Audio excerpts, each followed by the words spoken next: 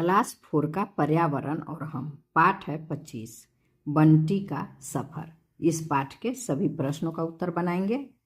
चलिए, प्रश्न 1 है, अगर आपको कहीं घूमने जाना हो तो आप अपने साथ क्या क्या सामान लेकर जाएंगे?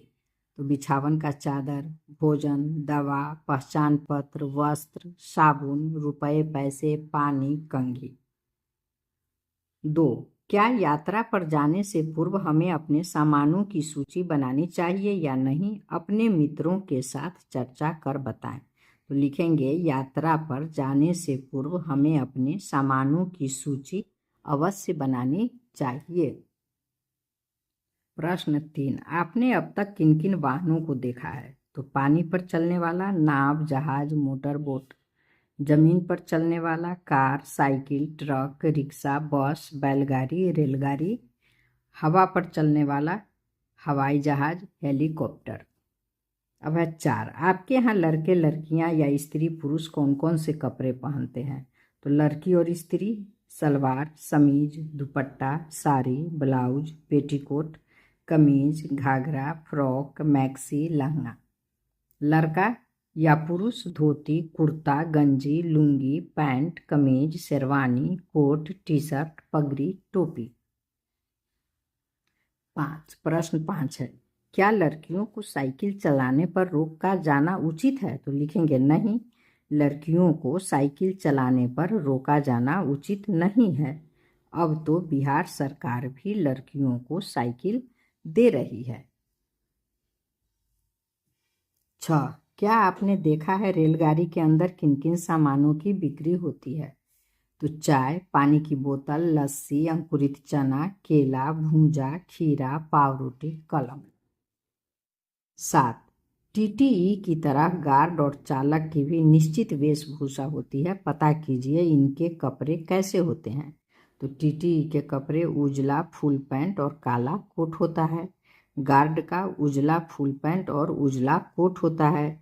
चालक का काला फुल पैंट और काला कोट होता है। प्रश्न 8, क्या बिना टिकट कटाए यात्रा करना चाहिए? अपने आसपास पूछताछ कर पता लगाइए, इससे क्या हानि है? तो लिखेंगे नहीं, बिना टिकट कटाए यात्रा नहीं करना चाहिए। इससे हानि यह है कि टीटीई द्वारा पकड़े जाने पर जुर्माना देना पड़ेगा, जेल भी जाना पड़ सकता है।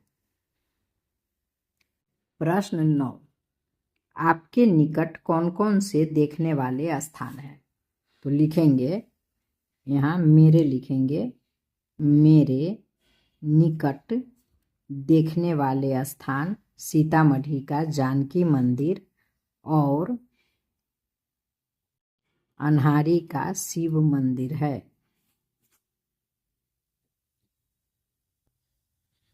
10, गुरु गोविंद सिंह और भगवान बुद्ध के जीवन के बारे में अपने शिक्षकों से पता कीजिए।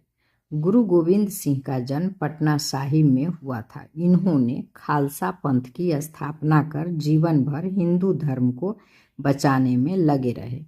भगवान बुद्ध जीवन भर घूम घूम कर उपदेश देते रहे। इन्होंने वैदिक धर्म के विरोध में बौद्ध धर्म की स्थापना की। अगला प्रश्न है 11, क्या आपने किसी पहाड़ पर चढ़ाई की है? पहाड़ पर चढ़ते समय हमें किन किन बातों का ध्यान रखना चाहिए? तो लिखेंगे नहीं, मैंने किसी पहाड़ पर चढ़ाई नहीं की है। पहाड़ पर चढ़ते समय हमें अपने साथ पानी, खाना, कपड़ा, जूता, छड़ी, ऑक्सीजन सिलेंडर इत्यादि रखना चाहिए। 13, क्या आपके आसपास के गांव के लोग आपकी ही तरह बोलते हैं या कोई अंतर है? पता कीजिए।